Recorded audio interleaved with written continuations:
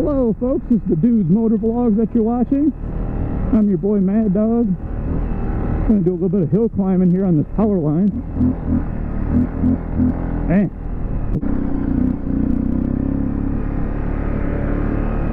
I hate when people hop the tires all the way up them hills. I got a goopy back, and this bike, it has okay suspension, but it's kind of stiff, and the jarring sort of messes with my back. If you have back problems, this is not the bike for you. I found that out.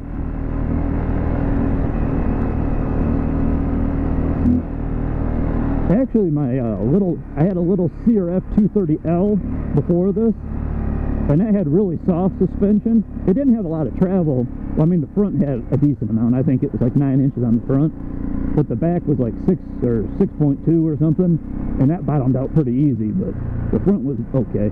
But it was super soft, so doing this, it didn't jar you very much because the suspension was so soft. You just couldn't get, I swear if you got more than about 6 inches of air with it, it would bottom the suspension out. But I'm like 180, 185 pounds, and it would bottom the suspension out. And I'm not carrying nothing with me either. So I mean, if you're a heavy guy, it would bottom out even easier. But like this bike here, you can bottom it out if you get, probably if you're a foot and a half, maybe 2 feet in the air, this bike will land and bottom out. But it being stiffer, you know, you can get more air with it than the 230. But this bike definitely, with the stiffer suspension, even though it has a little bit more suspension travel, it's so stiff. You know, like when you hit shit, the bike yanks around, where the 230 would just absorb the bumps. It's super soft. This thing just yanks you around, and when you have a fucky back, it messes with my back. Well, and it's this bike, I have a rack on the back and hand guards, and I think I weighed this bike, I think with everything on it, just the bike itself, I think it's like 350 pounds when you put it on a scale with these tires and gearing and everything. Well, then you add me on it, so this, if you dump this bike or anything, you have to pick it up, it's a pretty heavy bike.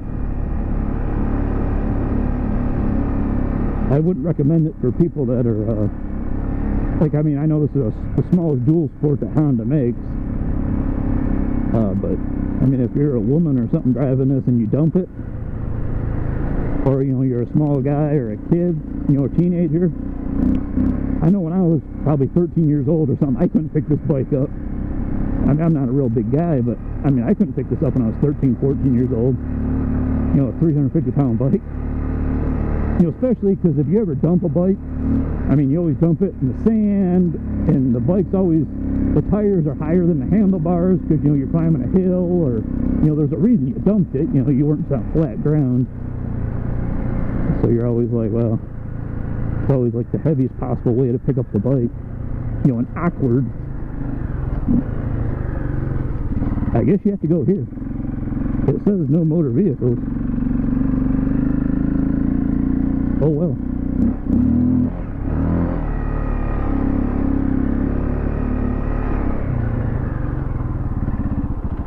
I have no idea where this goes. I've never been back in here. This almost looks like a hiking path or something. I guess it said no motorcycle. I guess I have to look out for if I see people in here. I should turn around. I do have a license plate on this. Oh shit, there's a house right there.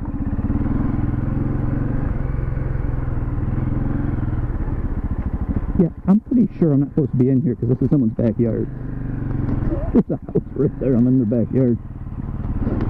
It's probably a hiking path, but I know you're not supposed to have motorcycles in someone's backyard. That's a subdivision right there. Which I wouldn't care if you just go like behind someone's house and you go back to the woods. But I can see the trail. I can see it through the woods there. It went out in between two houses out to the road. I don't really want to do that. Because there was people sitting on the porch. If they weren't sitting on the porch, I might try it. I'm not the biggest one for doing that shit. especially on a bike with a license plate where they can see the license plate. I used to do more crazy shit on a dirt bike has no license plate, because if they called the cops or something, oh, it was a dirt bike, you know. This, they can get your license plate number.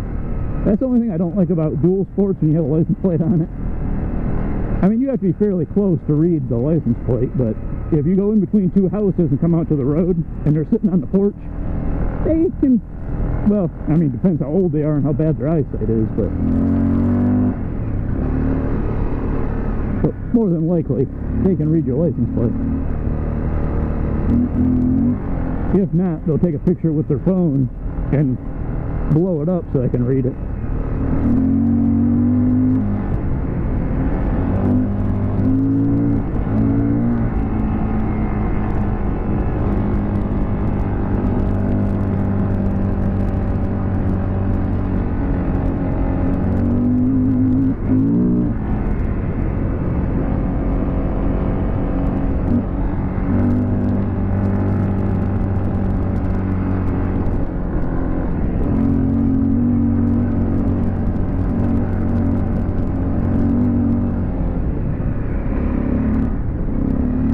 And I have a 100 by 120 by 18 rear tire, and it's a, you know, it's a Navi, and it's taller than factory, so it was like it would make this bike bog, because this bike has no low end. Nearly as bad as it used to be though with that higher gear ratio. Now with the lower gear ratio, it doesn't bog as bad. Because before, the bike would fucking bog, and you would lose all your speed in that sand.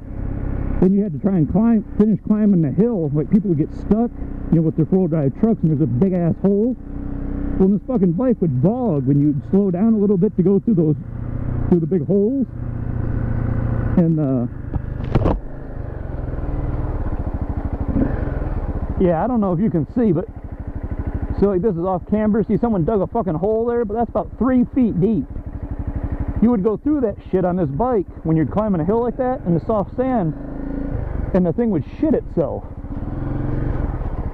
Oh, there might be a hill over here, I don't know. It would shit itself and start bogging, and I mean, you could try and clutch it and everything, it wouldn't come back. And by the time you'd bang it to second, because I normally try to hill climb in third gear, especially, you know, on a dual sport, and you know, it'd bog in third, you downshift to second, and what the hell is that on the tree there? I don't know. But the fucking thing, it wouldn't come back. Like, once it started bogging and got in that bogging mode, it would bog like a fucker. Well, then you would downshift it, and the bike is super lean, so when you would back out of it, even though you didn't back out all the way, you just backed like halfway off to downshift it, the fucking thing would pop and spit. You know, because you were working this bike, when you put it under a hard pull and it starts bogging, and then you back out of it, it pops and spits. Well, when it does that and you're climbing a hill and it was already bogging, you're fucked. Yeah, I mean, you're done, you know. And I don't know why, when this thing bogs, there's no bringing it back. I mean, like when you're on a big sandy hill climb.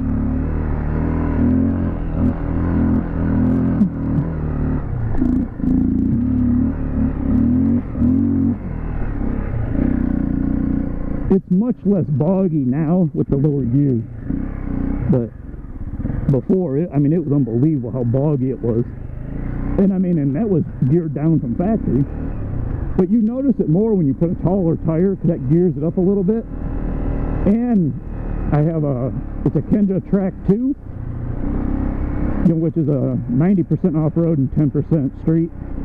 You know, it's a street legal Navi. Well, when you put that on this bike, compared to the Universal, because the Universal tire would spin, when you put that bigger tire and it's a full Navi, it wouldn't spin, so the bike would just bog and fall on its face. It was like dangerous, because I mean, you're climbing a hill and the bike wants to, you know, stumble and quit, and you're clutching it and everything else, and you're on a big sand hill. It's super dangerous on a bike that's 350 pounds, and I'm out here by myself, so not fun. See how the bike gets squirrely like that? I mean, I've had tons of motorcycles my whole life, and this is by far the fucking screwiest handling bike I've ever had. With universal tires, like the factory tires, this thing was unrideable in sand. I mean, even you took the universal tires and aired them down, I mean, it was unbearable. You couldn't ride it in the sand.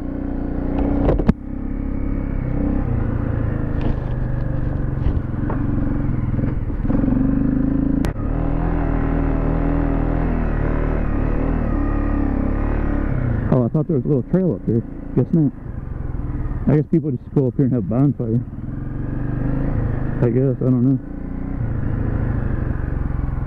These like dual overhead cam engines like in these bikes, because I had a Kawasaki KLX of 2007, and it was dual overhead cam, like a 250, and the fucking thing, it liked to bog and do all that shit too.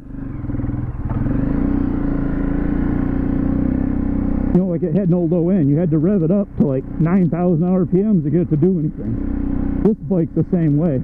Like you got to rev it to 8,000-9,000 RPMs to get it to do anything. Like if you're not revving the shit out of it, it won't fucking pull shit in the sand. You know, it likes to bog. It has no low end. It's weird to be on a 4-stroke and it has no low end. Because this bike does it. That cow I had did it.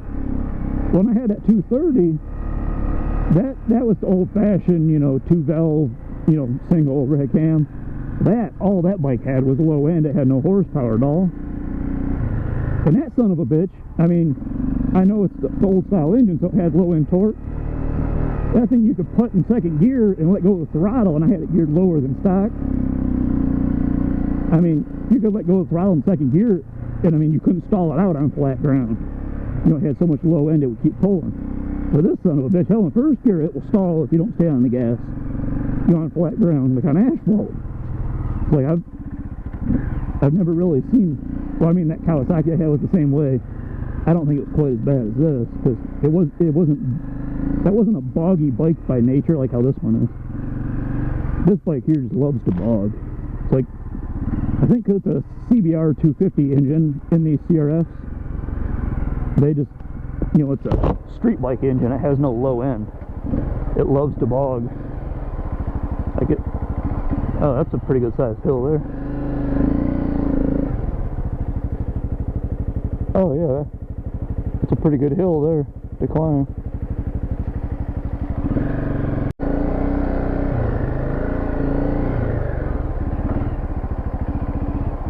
I don't know. Should I climb this hill over here? My bike's so fucking hot. All you can hear is the fan running.